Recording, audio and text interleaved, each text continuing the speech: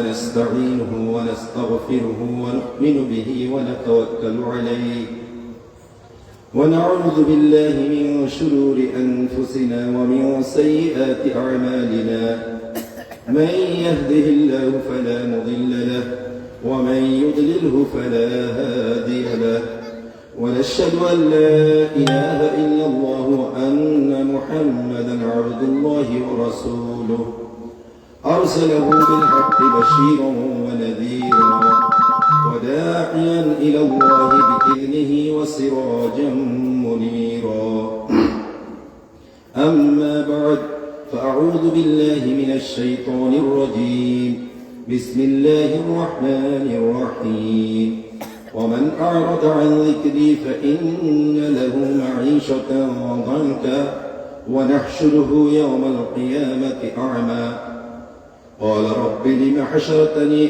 أعمى وقد كنت بصيرا قال كذلك أتتك آياتنا فنسيتها وكذلك اليوم تنسى صدق الله العظيم اللهم صل على محمد وعلى آل محمد كما صليت على إبراهيم وعلى آل إبراهيم إنك حميد مجيد اللهم بارك على محمد وعلى آل محمد كما باركت على إبراهيم وعلى آل إبراهيم إنك حميد مجيد سبحانك لا علم لنا إلا ما علمتنا إنك أنت العليم الحكيم سبحانك لا علم لنا إلا ما علمتنا إنك أنت العليم الحكيم ইসলাহুল উম্মাহ যুব সমাজ ও এলাকাবাসীর উদ্যোগে তৃতীয় বার্ষিক ওয়াজ ও দোয়ার মাহফিলের সম্মানিত সভাপতি, উপস্থিত হযরত উলামায়ে কেরাম, এলাকার মুরব্বিয়ানে আযম, যুবক ভাইয়েরা, পর্দার অন্তরালের মা বোনেরা, আল্লাহ পাকের অশেষ মেহেরবানি যে আল্লাহ তাআলা আমাদেরকে এই শীতের রাত্রিতে বিভিন্ন কাজ থেকে ফারেক করে কোরআনের কথা, হাদিসের কথা, আল্লাহর কথা, আল্লাহর রাসূল সাল্লাল্লাহু আলাইহি ওয়াসাল্লামের কথা বলার জন্য, শোনার জন্য এখানে আসার, বসার, একত্রিত হওয়ার তৌফিক দান করেছেন। শুকরিয়া আদায় করি আলহামদুলিল্লাহ। আল্লাহ আমাকে দিনের জন্য, দিনের কিছু কাজ করার জন্য কবুল করছে। এর থেকে আনন্দের আর শুকরিয়ার জিনিস কি হইতে পারে বলো? পৃথিবীর সব সম্পদ যদি একজন মানুষ পেয়ে যায়, এটা অনেক বড় অনুগ্রহ না। অনুগ্রহ হইল যদি আল্লাহ এক সেকেন্ডের জন্য, এক মিনিটের জন্য আমাকে আল্লাহর ইবাদতের মধ্যে লাগিয়ে দেয়, এটা হইল আল্লাহর অনেক বড় অনুগ্রহ। আমরা ওই অনুগ্রহটাকে অনেক বড় মনে করি, কিন্তু দিনের কাজটাকে এত বড় মনে করি না। এই জন্য দুনিয়াবি কোনো জিনিস অর্জন হইলে অনেক খুশি হই, দিনই কোনো জিনিস অর্জন হইলে আমরা খুশি হই না। ছেলে এমবিবিএস ডাক্তার হইলে পুরো এলাকায় ঘুরা ঘুরা বলে আমার ছেলেটা এমবিবিএস ডাক্তার হয়েছে, আমার ছেলেটা ঢাকা ইউনিভার্সিটিতে চান্স পাইছে, আমার ছেলেটা বুয়েটে চান্স পাইছে। আর ছেলে হাফেজ হইলে দুর্বল, আমার ফলাটা হাফেজ হয়েছে। বুঝেন, কিছু বুঝেন? কি জন্য? দুনিয়াটাকে অনেক বড় কিছু মনে করে। যদি একজন হাফেজ সে এই কোরআনের উপরে আমল করনেওয়ালা হয়, তাহলে ঢাকা ইউনিভার্সিটিতে পড়নেওয়ালা এরকম লক্ষ থেকে সে উত্তম, লক্ষ থেকে সে উত্তম না। কিন্তু সমস্যাটা হইল আমরা তো দুনিয়াটা কি বড় মনে করছি। এই জন্য আমি যে কোরআনের আয়াত তেলাওয়াত করছি, এখানে এই কথাগুলো বোঝানোর জন্য আমি একটা আয়াত তেলাওয়াত করছি। এই জন্য ভাই আল্লাহ রাব্বুল আলামিন দিনের জন্য একটু সময় ব্যয় করার তৌফিক দিছে, এর থেকে শুকরিয়ার আর কোনো জিনিস হইতেই পারে না আমি মনে করি। আল্লাহ আমাদেরকে একটু দিনই কথা বলা, দিনের কথা শোনার জন্য এখানে বসার সুযোগ দিছে, এটা আল্লাহর অশেষ মেহেরবানি। তো দেখেন, কোরআনে পাকের মধ্যে আমি ইচ্ছা করি বা ওনারা ইচ্ছা করি আমার কম সময়ের জন্য বসাইছি, গলা ভাঙা দেখা যাতে হুজুর আসলে আমি তাড়াতাড়ি ছাড়তে পারি। এই জন্য টাইম কম নিয়ে বসছি। এই জন্য কোনো ভূমিকা ছাড়া আমি সোজা কথায় চলে যাই। কোরআনে পাকের মধ্যে কোরআনকে আল্লাহ রাব্বুল আলামিন কোরআনুল কারীম, কোন জায়গায় কোরআনুল আজিম, কোন জায়গায় কোরআনুল কারীম, কোন জায়গায় কোরআনুল মজিদ, এই শব্দগুলো আল্লাহ ব্যবহার করছে কোরআনের ব্যাপারে। সম্মানিত কোরআন, মহান কোরআন। তো দুনিয়ার মধ্যে সিস্টেম কি? সিস্টেম হলো বড় যারা আছে দুনিয়াবি লাইনে যারা বড়, এদের সাথে যারা ঘুরে এদেরও দাম বাড়ে। বুঝেন না আপনারা? বুঝেন আমার কথা? বুঝেন? চেয়ারম্যানের সাথে ঘুরে, এটা তো কেউ জিগায় না, কিন্তু চেয়ারম্যানের সাথে ঘুরার কারণে এখন তার কাছে একটু ভাব আসছে, আসেনি? এমপির সাথে ঘুরে এর ভাবটা আরেকটু বেশি, মন্ত্রীর সাথে ঘুরে তার ভাব আরেকটা বেশি। অর্থাৎ সিস্টেম হলো, যে যত বড় জিনিসের লগে লাগে তার দাম আস্তে আস্তে বাড়ে। আল্লাহ পাক কোরআনের মধ্যে কোরআনকে আজিম বলছে, মহান, কারিম বলছে, সম্মানিত কোরআন। আর এটারও সিস্টেম হইল, কোরআনের সাথে যে যতটুকু লাগবে আল্লাহ তার দাম তত বাড়বে, তত বাড়াইয়া দিবে। আপনি যেই পরিমাণ লাগছেন কোরআনের সাথে, আল্লাহ আপনার দাম এই পরিমাণ বাড়াবে। এটার একটা উদাহরণ দিলে আপনি বুঝবেন, সহজে বুঝবেন। কোরআনের সাথে মানুষ লাগার উদাহরণ পরে দিই, আগে একটা নর্মাল জিনিস উদাহরণ দিই। এখানে তো কোরআন শরীফ নাই, যাক। আমাদের দেশে কোরআন শরীফ পেশাই যেটা দিয়ে, এটার নাম কি? গিলাফ, বা আমরা গ্রামে অনেকে জুজদানও বলি। জুজদান বলি না? জুজদান বলি, গিলাফ বলি। ওই গিলাফের কাপড়ের দাম বেশি না আপনার পাঞ্জাবির কাপড়ের দাম বেশি? মূল্য হিসাবে, মূল্য হিসাবে, মূল্য অর্থাৎ গজ, কয় টাকা গজ, এই হিসাবে আপনার শার্টের জামার কাপড়ের দাম বেশি না ওই জুজদানের কাপড়ের দাম বেশি? বুঝেন আমার কথা? বুঝতেছেন? আপনার গায়ের পাঞ্জাবিটার যেই গজ, এটার গজ হইল 300 টাকা, 250 টাকা, 200 টাকা। আর জুজদান বা গিলাপ যেটা দিয়ে বানাইছে, এটার গজ হইল 35 টাকা। কথা বুঝেন নাই? সবচেয়ে কম দামি এটাই তো খুঁজি আমরা জুজদান বানানোর জন্য। বাজারে গিয়ে সবচেয়ে কম দামি যে কাপড়টা খুঁজদি, তো সবচেয়ে কম দামি একেবারে 35 টাকা গজের কাপড় দিয়া জুজদান আর গিলাপ বানাইছি। কিন্তু যখন কোরআনুল কারীমের সাথে লেগে গেছে, কোরআনুল আজিমের সাথে লেগে গেছে, এই লাগার কারণে হয়েছে কি, ওই কাপড়টা যখন মাটিতে পড়ে, পায়ে লাগে, সাথে সাথে আপনি একটা সালাম করেন। আরে সালাম করাটা এটা শরীয়তে কতটুকু কি, এটা ফরজ ওয়াজিব সুন্নত, এটা মাসালা পড়ে। কিন্তু আপনার পায়ে লাগার সাথে সাথেই তো সালাম করেন। করেন কি করেন না বলেন? আপনারা করেন না? আমরা করি তো, হঠাৎ লাগিয়ে গেলে করে ফেলি। আপনার এই 300 টাকা গজের পাঞ্জাবিটা আপনার গায়ে লাগলে একদিন, পায়ে লাগলে একদিনে সালাম করছেন? আপনার 2000 টাকা দামের প্যান্ট আপনার পায়ে লাগছে, কোনোদিন সালাম করছেন? বাজারের সবচেয়ে কম দামি কাপড়টাই কিন্তু কিনে আনছিলেন, কিন্তু কোরআনুল কারীমের সাথে লাগার কারণে আল্লাহ এটারও দাম বাড়িয়ে দিচ্ছে। আমার এই কথা বুঝেন। ফরের কথা বুঝতে হইলে এটা বুঝতেই, নাহলে তো ফরেরটা বুঝতেন না। রেহাল যে বানান, সর্বোচ্চ একটা রেহালের দাম কত? ধরেন 1000 টাকা। আপনারা 100 কইছেন, আমি 1000ও গেলাম। একটা সুন্দর দিকে একটা রেহাল পুরান ঢাকাতে যায় খুঁজে নিয়েছি, 1000 টাকা দাম। 1000 টাকার একটা রেহাল কোরআনের সাথে লাগার কারণে দামটা কেমন হয়েছে? এই রেহালটা পায়ে লাগলে চুমা খাই, এই রেহালটা উপরেতে পড়ে গেলে তাড়াতাড়ি নিয়ে বুকে লাগাই, মুখে লাগাই, লাগে আবার ঠিক মতো রাইখা দিই। আমার আপনার বাসার মধ্যে একটা খাট আছে, খাটটার দাম 40,000 টাকা। সোফা সেট আছে, এটার দাম 50,000 টাকা।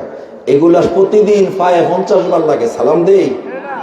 ওই 1000 টাকা দামের কাঠ যখন কোরআনুল কারীমের সাথে লাগছে, আল্লাহ রাব্বুল আলামিন এটার দাম লক্ষ গুণ বাড়িয়ে দিয়েছে। একটা কাঠ কোরআনের সাথে লাগলে যদি এত দাম বাড়ে, একটা কম দামি 35 টাকার কাপড় কোরআনের সাথে লাগলে যদি দাম বাড়ে, আশরাফুল মাখলুকাত মানুষ কোরআনের সাথে লাগলে দামটা কত বাড়বে? এই জন্য কোরআনের সাথে যারা লাগে তাদের দাম বাড়িয়ে দেয় কে বলেন? আল্লাহ। কে বাড়িয়ে দেয়? আল্লাহ।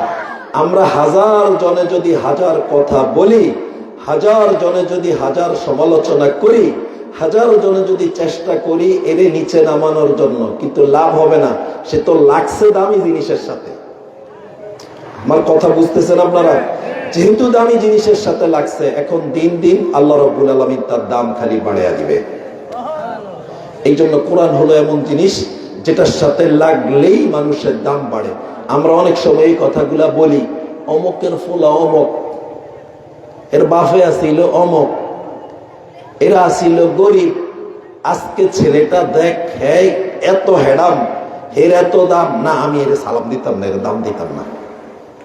আচ্ছা, আপনি দাম না দিলে কি হবে? সে তো দামি জিনিসের সাথে লাগছে, এখন সে কোন ফ্যামিলির, তার বাবাকে ছোট শ্রেণীর না উঁচু শ্রেণীর, ছোট বংশের না উঁচু বংশের, এখানে এটা ধর্তব্য হবে না।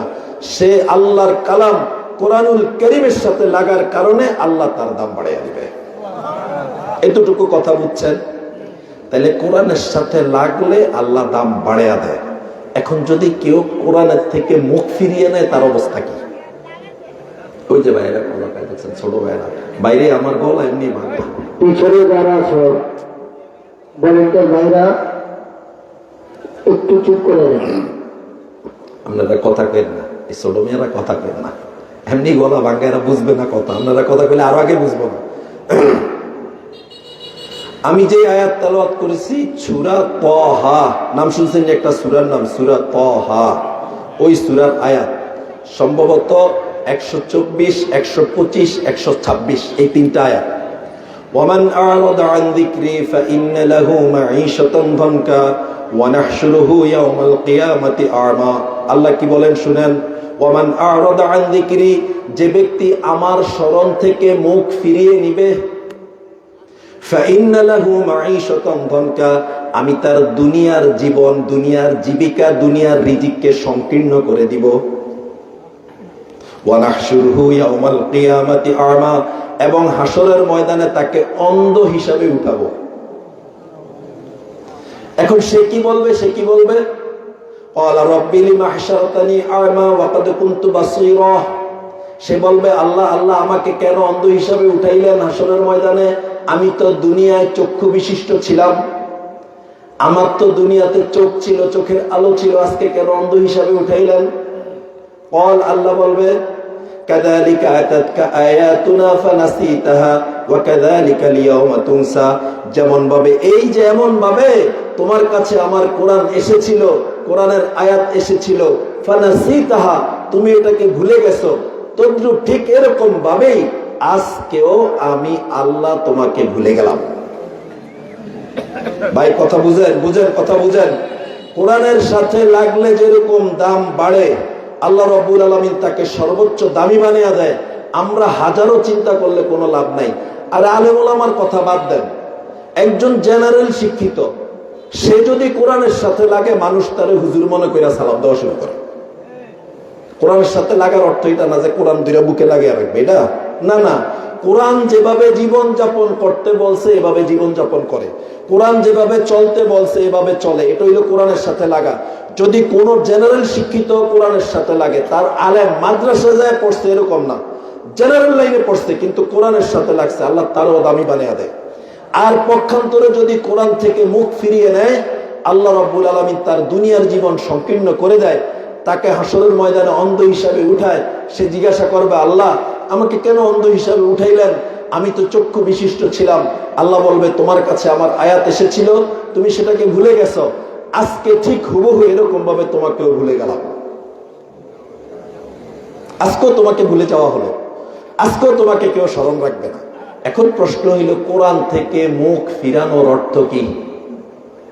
কোরআন থেকে মুখ ফিরাইলেই শাস্তি না? কি শাস্তি?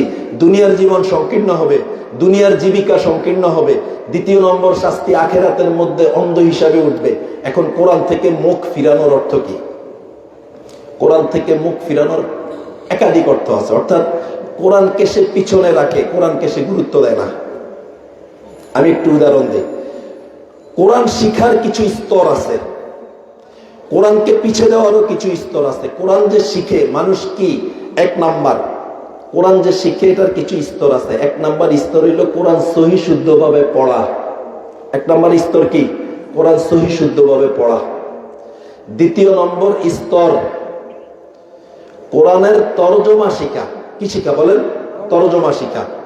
তৃতীয় নম্বর স্তর এই তরজমার সাথে সাথে কিছু কোরআনের ব্যাখ্যা শিখা, অর্থাৎ আল্লাহ আমারে কি বলতে চাইছে এটা একটু ব্যাখ্যাটা বুঝা। চতুর্থ নম্বর, এই যে পড়লাম, অর্থ শিখলাম, তাফসীর শিখলাম, এটার উপরে নিজে আমল করা। বুঝছেন কয়টা স্তর গেল? চারটা। পঞ্চম নম্বর স্তর, এই কোরআনের আমল আমি যেরকম করেছি সারা পৃথিবী এই কোরআন অনুযায়ী চলক, সেই চেষ্টা করা। আমরা প্রথম জায়গায় কোরআনকে পিছনে ফেলে দিছি, প্রথমেই আমরা ভুল করে ফেলছি। কি ভুল করছি বলেন?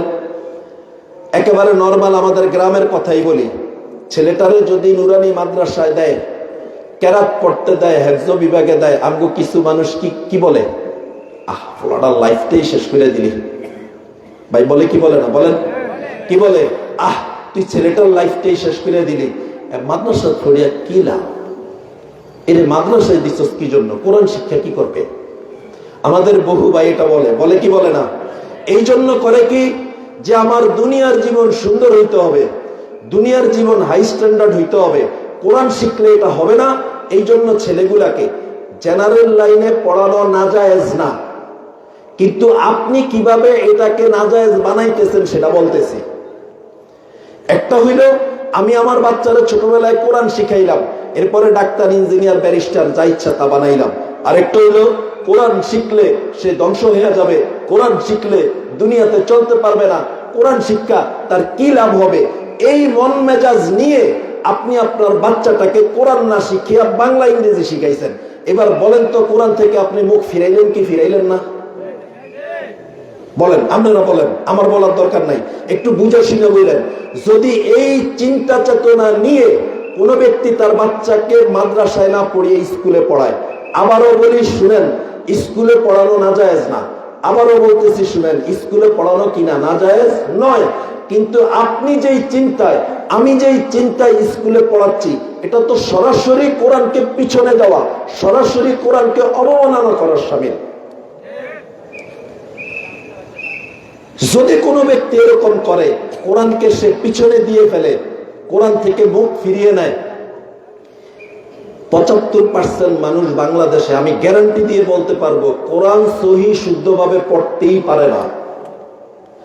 যদি কোরআনের প্রতি তার দরদ থাকতো, এই 75% মানুষের মধ্যে এমন মানুষ আছে যেই ব্যক্তি ইংরেজি পত্রিকা পড়তে পারে। ভাই আছে না?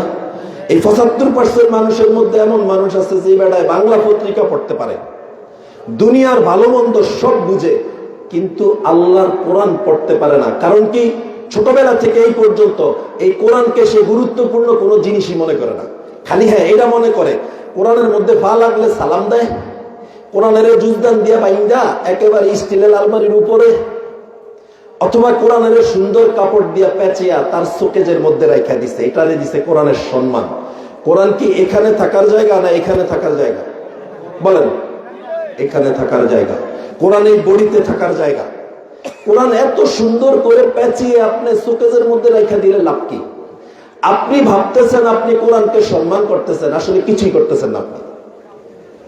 বরঞ্চ যদি এই চিন্তা চেতনা নিয়ে যে আমার ছেলে কোরআন শিখলে কি লাভ হবে, আমার মেয়ে কোরআন শিখলে কি লাভ হবে, আমার বাতিজা কোরআন শিখলে কি লাভ হবে, যদি বড় একটা ডিগ্রি নেয় তাহলে লাভ হবে, এই চিন্তা নিয়ে যদি কোরআন থেকে সরিয়ে নিয়ে ওই লাইনে দেন, তাহলে আপনি সরাসরি কোরআন থেকে মুখ ফিরিয়ে নিলেন। আর যদি কোরআন থেকে মুখ ফিরিয়ে নেয়, তাদের অবস্থাটা কি হবে? ফাইন্না লাহু মাঈশাতান দানকা, আল্লাহ রাব্বুল আলামিন দুনিয়ার জীবনের জীবিকা তার জন্য সংকীর্ণ করে দিবে। এটা বুঝি না। এটা বুঝি না কেন?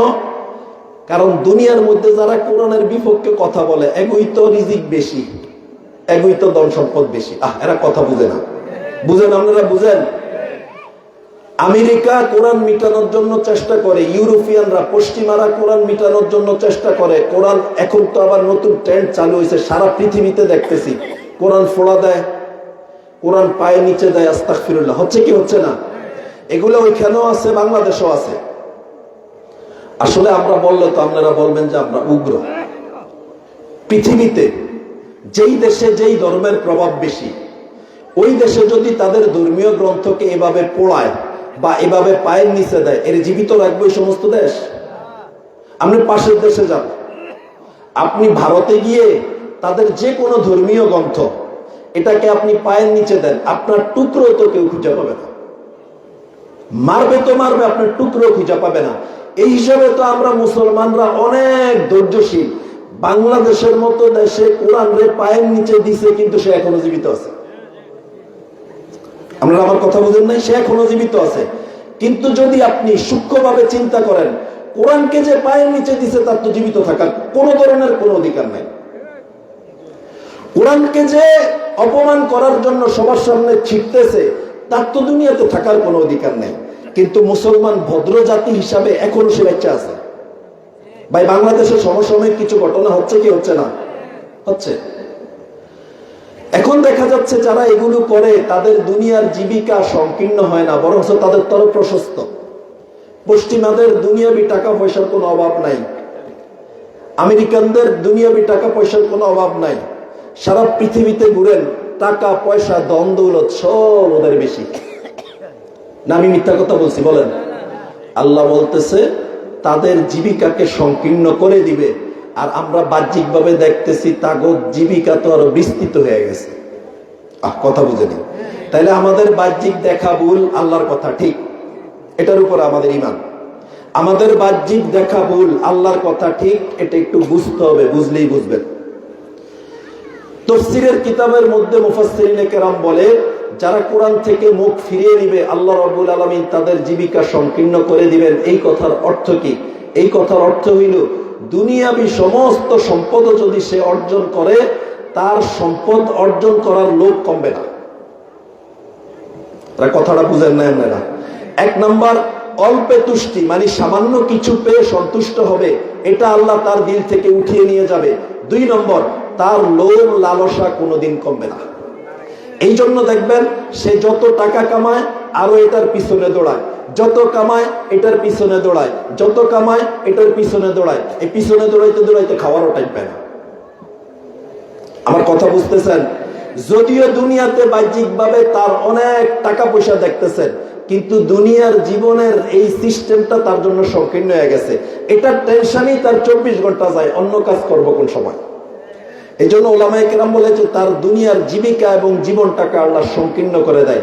আপনি দূরে যাইতে হবে না, অমুসলিমদের কাছে যাইতে হবে না, মুসলিমদেরই দেখেন, জাগো একবার টেয়া হওয়া শুরু হয়েছে, ঘুমাসেনি আর আদার্স কোনো কাজ আসেনি, সারাদিন খালি এটার পিছনে দৌড়াচ্ছে, সারাদিন এটার পিছনে ছুটছে। তার জিন্দিগির কোনো এমনও টাকাওয়ালা আছে, কি বলে জানেননি? কয় ভাই খালি কামাই, খাওয়ানোর টাইম নেই। কয় খালি কামাইতে আছি ভাই, খাওয়ার কোনো টাইম পাইতেছি না। আল্লাহ রাব্বুল আলামিন এই কথাটাই বলছে, যারা কোরআন থেকে মুখ ফিরিয়ে নিবে, যদিও বাহ্যিক দৃষ্টিতে আপনি দেখেন তাদের টাকা পয়সা বেশি, কিন্তু আল্লাহ রাব্বুল আলামিন তাদের দিল থেকে অল্পে তুষ্টির গুণটা নিয়ে যাবে, লোভ লালসা তাদের দিলে বেশি দিবে। সারা জীবন কামাবে, মাগার তার দারিদ্রতা দূর হবে না। সেখানে মনে করবে আমার আরো লাগে। এই ভাই, গরিবকে গরিব হইলে যার আরো লাগে, কথা বুঝে না এরা? একটা সহজ বাংলা ভাষায় বুঝেন, আমরা আঞ্চলিক ভাষায় গরিবকে যার লাগে, এই তো গরিব। ইন্ডিয়ার এক বুজুর্গ ছিল, ওনাকে একজনে হাদিয়া নিয়ে গেছে। হাদিয়া যে হুজুরদেরকে হাদিয়া নিয়ে যায় না, এটাও তো আপনার টেনশন। হুজুর করে হাদিয়া দেয় কা, তো আপনি হুজুর হলে আপনারা দিব, আপনি বিড়ি টানবেন, আপনারা কেউ হাদিয়া দিব। তো এবার তো বুঝে বিড়িটা নিলে আর আমার জন্য তো অর্ডার করবো কি? হ্যাঁ, তো বিড়িটা নেন। এখন আপনি হুজুর হন, আপনি নামাজ পড়েন ঠিক মতো, আপনি ভালো কাজ করেন, মানুষ আপনারও হাদিয়া দিব, আপনার কাছে দোয়া চাইব। এখন আপনি ওটা করবেন না, আপনি হাদিয়ার জন্য বইয়া দিচ্ছেন। ভাই, কথা বুঝতেছেন আমার? আপনি লাইফ চেঞ্জ করেন, দেখবেন জেনারেল শিক্ষিত, কিন্তু আপনাকেও হাদিয়া দিবে মানুষ। কারণ ওই যে প্রথম কথাই, আপনি যেটার সাথে লাগছেন দাম বাড়িয়া যাবে, যেটার সাথে লাগছেন দাম বাড়িয়া যাবে। তো ইন্ডিয়ার এক বুজুর্গ একজনে হাদিয়া নিয়ে আসছে, বড় লোক হাদিয়া নিয়ে আসছে, হুজুর আমি আপনার জন্য এই টাকাগুলা নিয়ে আসছি। বুজুর্গ জিজ্ঞাসা করছে, আমগো মতো বুজুর্গ না, আমগো তো দিলেই এলো, হে এরকম বুজুর্গ না, হাই স্ট্যান্ডার্ড বুজুর্গ। উনি জিজ্ঞাসা করছে, আপনার আর প্রয়োজন আসেনি? মানে আপনি তো আমার টাকা দিচ্ছেন, আপনি আপনার জীবনে টাকার কোনো প্রয়োজন আসেনি, আপনার আর সম্পদের প্রয়োজন আসেনি? উনি বলে, হুজুর এটা কি বললেন আপনি? আমার তো লাগেই, যত হয় তত লাগে, যত হয় তত লাগে। হুজুরের সাথে সাথে জবাব দিছে, আপনার থেকে আমি বেশি ধনী, আমার আর লাগে না, আমার আর কি লাগে না, আমার আর প্রয়োজন নাই। আপনার যেহেতু বেশি প্রয়োজন, আপনি আমাকে হাদিয়া দিতেছেন কি জন্য? আপনি এটা নিয়ে যান। কারণ আমার তো আপনার মতো খালি লাগে না, খামখাম রোগ নাই, আপনার তো খামখাম রোগ, আপনি আমার দিয়া লাভ কি? আপনি নিজেই নিয়ে এটা খান। যখন মানুষ কোরআন অনুযায়ী চলে, বাহ্যিকভাবে তার সম্পদ কম হইতে পারে, কিন্তু আল্লাহ রাব্বুল আলামিন তার অন্তরের দিক থেকে ধনী বানিয়ে দেয়। যখন মানুষ কোরআন অনুযায়ী চলে, বাহ্যিকভাবে তার বাড়ি গাড়ি কম হইতে পারে, কিন্তু আল্লাহ রাব্বুল আলামিন তার দিলের মধ্যে একটা শান্তি দিয়া দেয়, তার দিলের মধ্যে অল্পে তুষ্টি দিয়া দেয়। এই জন্য আমাদের বুজুর্গরা সামান্য কিছু পাইলেই খুশি হয়ে যাইত, আর আমাদের বড় লোকরা 1000 কোটি টাকা পাইলেও খুশি হয় না। একজনই বলে 50,000 কোটি টাকা মেরেছে, একজনে এটি শুনলে আপনাকে কার কাছে কেমন লাগে আমি জানি না, আমার কাছে আসলেই আশ্চর্য লাগে। একেবারে অনেস্টলি বলতেছি, আমার কাছে আশ্চর্য লাগে। এত টেয়ে দিয়ে করবো কি? ওই শুনি 2000 কোটি টেয়ে দিয়ে ফলে গেছে। আর ব্যাক কর, তুই 2000 কোটি টেয়ে দিয়ে কি করবি? তুই তো 14 পুরুষ বইয়া খাইবে কোনো টেয়া শেষ হইব। ব্যাক কর, তুই চুরি করস কি জন্য? একজন মানুষ চলার জন্য যতটুকু দরকার না, তুই যে এত কিছু নিচস, তোর জীবনটা তো এখন সংকীর্ণ হয়ে গেল। টাকা তো আছে, মাগার জিন্দিগির মধ্যে কোনো আরাম নাই ভাই। এইটা একবার আমাদের চোখের সামনে না। এখন টাকা তো ছিল, 5000 কোটি টাকার মালিক, 6000 কোটি টাকার মালিক, খালি এগুলা শুনি পত্র পত্রিকায়, হেবেটায় খালি ফলে ঘুরে। এটা কত বড় অশান্তি না বলেন? নিজের বাড়িতে আসতে পারে না, নিজের দেশে আসতে পারে না, নিজের ঘরে আসতে পারে না। পৃথিবীতে এর থেকে অশান্তি আর কি আছে? তাদের জীবনটা আল্লাহ সংকীর্ণ করে দেয়। আর যারা কোরআন অনুযায়ী চলে, কোরআন থেকে মুখ ফিরায় না, কোরআনের দিকে বুক দিয়ে থাকে, আল্লাহ রাব্বুল আলামিন তাদেরকে অল্পে তুষ্টির নেয়ামত দিয়ে দেয়। আমাদের বর্তমান বাইতুল মোকাররমের খতিব, নাম শুনছেন? আব্দুল মালেক সাহেব, নাম শুনছেন? বর্তমান পৃথিবীতে, আপনারা তো ওনারা চিনেন না, এই জন্য ওনার গুরুত্ব বুঝেন না। বর্তমান সারা পৃথিবীতে, আমাদের বাংলাদেশ আর এই উপমহাদেশ না, সারা পৃথিবীতে যদি হাদিস শাস্ত্রের পণ্ডিত হিসাবে ধরা হয়, তাহলে সেরা 5 জনের মধ্যে ওনার নামও থাকবে। সারা ওয়ার্ল্ডে, বাংলাদেশে না, সারা ওয়ার্ল্ডে যদি হাদিসের উপরে বিজ্ঞ কোনো আলেম, হাদিসের উপরে কোনো বড় বিদ্বান, কোনো পণ্ডিত ধরা হয়, সেরা 5-এর মধ্যে হুজুরের নাম থাকবেই থাকবে। হুজুরের সম্পর্কে একবার এক লেখা পড়ছি, হুজুরের উপরে কোরবানি ওয়াজিব নয়, হুজুরের উপরে সদকাতুল ফিতর ওয়াজিব নয়, হুজুরের উপরে যাকাত ওয়াজিব নয়।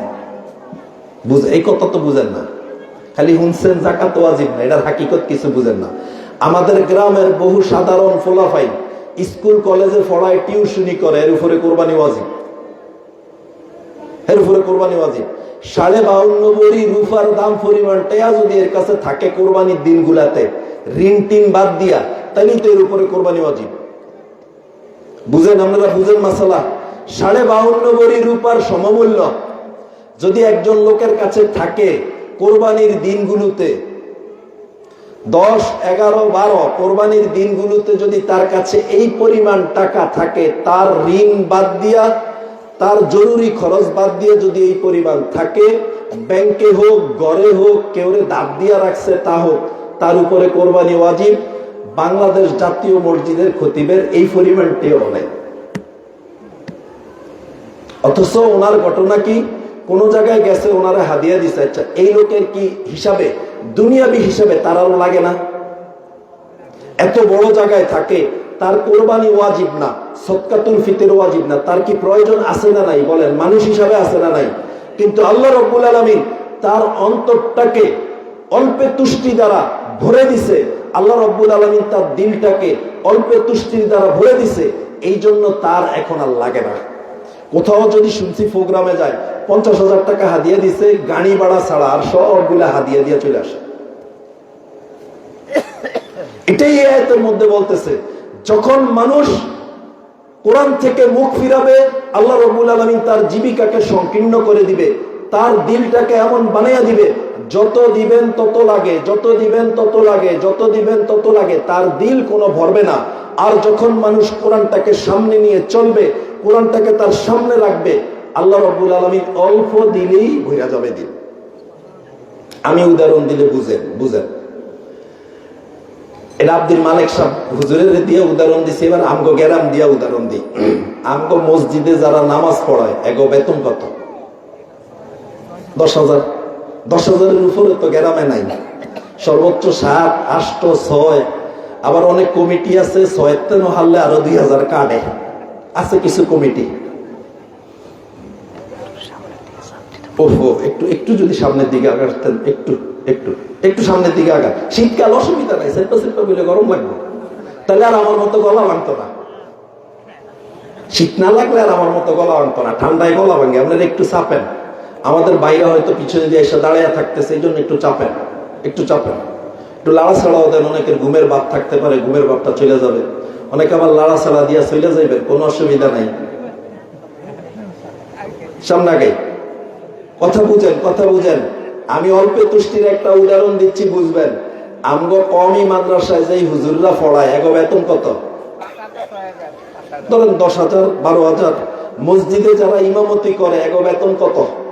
10,000। আপনারা এর উপরে তো কোনো মসজিদে নাই। এলাকার যা চুরি করার দরকার এরা করা উচিত। আর কথা বুঝে না। একজন রিক্সাওয়ালার প্রতি মাসে ইনকাম 20,000 টাকা। আপনি হিসাব করে দেখেন, দৈনিক যদি একজন রিক্সাওয়ালা ভাই 500 টাকা কামায়, তাও তো মাসে 15,000 টাকা। একজন সিএনজি ড্রাইভার ভাই যদি দৈনিক 1,000 টাকা কামায়, মাসে 30,000 টাকা। কথা বুঝেন। কিন্তু আপনি কয়জন মসজিদের ইমাম সাহেবরে পাইছেন চুরি করতে গিয়ে ধরা খাইছে? কয়জনরে পাইছেন ভাই? কয়জন মাদ্রাসার শিক্ষকরে পাইছেন সে আপনাদের বাসায় বা কোথাও চুরি করতে গিয়ে ধরা খাইছে? না, এরকম বলবো না। আমগো মধ্যে ধানের মধ্যে সিডা আছে, আমরা একবারে সব 100% ফ্রেশ, এই দাবি আমিও করি না। কিন্তু অধিকাংশের কথা বলি, আলহামদুলিল্লাহ পাবেন না। অথচ এরকম কয়জন ইমাম সাহেবকে পাইছেন? আরো উদাহরণ দিই, কয়জন ইমাম সাহেবরে পাইছেন সুদের লেনদেন করে? কয়জন ইমাম সাহেবরে পাইছেন ঘুষের লেনদেন করে? কয়জন এই হুজুরেরে পাইছেন আরেকজনের জায়গা ঠিল্লা খায়? কয়জন হুজুরেরে পাইছেন আরেকজনের আতাই যে কমে নিয়ে নিয়ে? এরকম কয়জন পাইছেন? কিন্তু সমাজে এই ধরনের বুজুর্গ নাই। আরেকজনের আতাই ঠেললে হ্যাঁ আবার 5 ওয়াক্ত নামাজ পড়ে, এরকম বুজুর্গ সমাজে নাই? আসেনি? আছে তো। আরেকজনের জিনিস চুরি কইরা ইমাম মসজিদের প্রথম কাতারে নামাজ পড়ে, এরকম আল্লাহর বুজুর্গ নাই? অনেক আছে। সুদ খায় আল্লাহর ওলি, সুদ খায় আবার মসজিদের প্রথম কাতারে নামাজ পড়ে, কত আল্লাহর ওলি এরকম আছে। হ্যাঁ নামাজ ঠিক আছে, নামাজ সবার আগে, মাগার হের সুদের হিসাবও ঠিক আছে। নামাজ সবার আগে, ঘুষের হিসাবও ঠিক আছে। কি চারটা মনে পড়ছে কইতাম, এই ফসরু শুনছি, ফসরু মানে যে কোনো এক কথায় কথায় বলছি, সব অফিসে গেলে দাড়ি টুপিওয়ালা দেখলে খুশি হইয়েন না। বহুত দাড়ি টুপিওয়ালা আছে, এরা অফিসের মধ্যে ঝামেলা করে। একজনে বলল যে উনি ওনাদের একটা খাদ্যের কোম্পানি আছে আর কি, খাদ্য তৈরি করে, বিভিন্ন চকলেট মকলেট বিভিন্ন জিনিস তৈরি করে। তো এটার অনুমোদন দেয় বিএসটিআই, যেগুলো অনুমোদন দেয় আর কি। ওই সমস্ত অফিসে গেছে, গিয়ে একজন দাড়ি টুপিওয়ালা লোক পাইছে, এত আল্লাহরে ডাকে, মাশাআল্লাহ পাইছি, কারণ এখন আমার কাজটা সহজ হবে, তার কাছে যাই। তো যাই ওনার সাথে কথা বলতেছে বলতেছে, এটা আসরের আজান দিয়ে ফেলছে। কিসের আজান? আসরের আজান। আসরের নামাজ খুব কাছাকাছি হইতেছে। ওই লোক বলতেছে, যেটা দেওয়ার দিয়া দেন, নামাজের টাইম হয়ে গেছে। বুঝেন? একজনও বুঝেন আমার কথা? মানে ওরে বলতেছে, কয় যেটা যেটা দেওয়ার দিয়া দেন, আমার নামাজের টাইম হয়েছে, যাইতে হবে। এই ধরনের আল্লাহর ওলি আছে না সমাজে? কিন্তু অরিজিনালি যদি হিসাব করেন, এই মসজিদের ইমাম সাহেবের সুদের কারবার করা দরকার, কারণ তার ইনকাম মাত্র 10,000 টাকা। এই মাদ্রাসার শিক্ষকরা চুরি করা দরকার, একই ইনকাম মাত্র 10,000 টাকা। কিন্তু আল্লাহর অশেষ মেহেরবানি, এরা এই সমস্ত কাজের মধ্যে জড়ায় না। কারণ কি? কারণ হলো ওই কোরআনের সাথে সামান্য একটু লাগার কারণে আল্লাহ রাব্বুল আলামিন তার দিলটা অল্পে তুষ্টি দিয়া বইলা দিছে। বিদেশটা নাইছে 2-3 কোটি টাকা কামিয়া, জিগায়ের সালাম দিয়ে আসসালামু আলাইকুম ভাই, কি অবস্থা? একে অবস্থা খারাপ, একে খারাপ ভাই, নাই হই, একে নাই বলে, একে ভাই নাই ভাই, অবস্থা খুব খারাপ। এবার আইসি দেখে খালি হাতে আইসি, তাহলে আতটে আইতে কইছে কি, এটি তো ব্যাংক অ্যাকাউন্টে না আইসে, খালি হাতেই তো আইব, মানুষের টাকা হাতে করে আনে। এমন এমন অবস্থা করে। কারণ কি? 1000 কোটি টাকা কামাবে, যখন কোরআনের সাথে তার সম্পর্ক নাই, তার দিলটাকে আল্লাহ রাব্বুল আলামিন দারিদ্রতার ভয় দিয়া ভরে দিবেন। এই জন্য রাসূলুল্লাহ সাল্লাল্লাহু আলাইহি ওয়াসাল্লাম বলেন, ক্বালা রাসূলুল্লাহ সাল্লাল্লাহু আলাইহি ওয়াসাল্লাম, লাইসাল গিনা আন কাসরাতিল আরজ ওয়ালাকিন্নাল গিনা গিনান নফস। সম্পদ বাড়লেই মানুষ ধনী হয় না, মনের ধনী প্রকৃত ধনী। হাজারো সম্পদ বাড়ছে, এই ব্যক্তি ধনী হবে না, বরং অন্তরটাকে আল্লাহ যার ধনী বানিয়ে দিছে সেই ধনী হবে। আজকে কোরআন থেকে মুখ ফিরানোর কারণে আমাদের কি হয়েছে? আমাদের প্রত্যেকের জীবনটা সংকীর্ণ হয়ে গেছে। কেমন সংকীর্ণ বুঝাই? এই টাকা কামানোর পিছনে পড়ে আমার স্ত্রীর সাথে আমার সম্পর্ক ভালো না, পাড়া প্রতিবেশীর সাথে সম্পর্ক ভালো না, আমার এলাকার মানুষের সাথে সম্পর্ক ভালো না, কারোর সাথেই সম্পর্ক ভালো না, আমি রাত্রে ঘুমাইলে ঘুম আসে না, দিনে ঘুমাইলে ঘুম আসে না। যত ওষুধ কোম্পানি ঘুমের ওষুধ দিয়ে বানাইছে সব এগুলাই বানাইছে, এই এগো লাগে ওই যে যারা কোরআন থেকে মুখ ফিরিয়ে নিছে এদের জন্যই ওষুধ কোম্পানি সব ওষুধগুলা বানাইছে। কিচ্ছু ভালো লাগে না, শুধু কামায়, ব্যাংকে কত জমা হয়েছে খালি এটা ফিকির করে। আল্লাহ তার দিলের মধ্যে অভাব দিয়ে দিছে, হাজার কোটি টাকা কামাইলো তার দিলের অভাব কোনো দূর হয় না। এই কথাটাই আল্লাহ রাব্বুল আলামিন বলছে, যেই ব্যক্তি আমার কোরআন থেকে জিক্রি, এখানে স্মরণ, জিক্রি শব্দ, জিক্রুন শব্দ, জিক্রুন শব্দের অর্থ এখানে কোরআন। একটা ব্যাখ্যা শেষ হইল, দ্বিতীয় নম্বর ব্যাখ্যা, ওয়ামান আ'রাদা আন যিকরি, এই জিক্রি শব্দের অর্থ কি? এই জিক্রি শব্দের অর্থ হইল নবী করিম সাল্লাল্লাহু আলাইহি ওয়াসাল্লামের সুন্নাহ, রাসূল সাল্লাল্লাহু আলাইহি ওয়াসাল্লামের তরিকা, রাসূল সাল্লাল্লাহু আলাইহি ওয়াসাল্লামের সুন্নাত। তখন তরজমাটা কি হবে?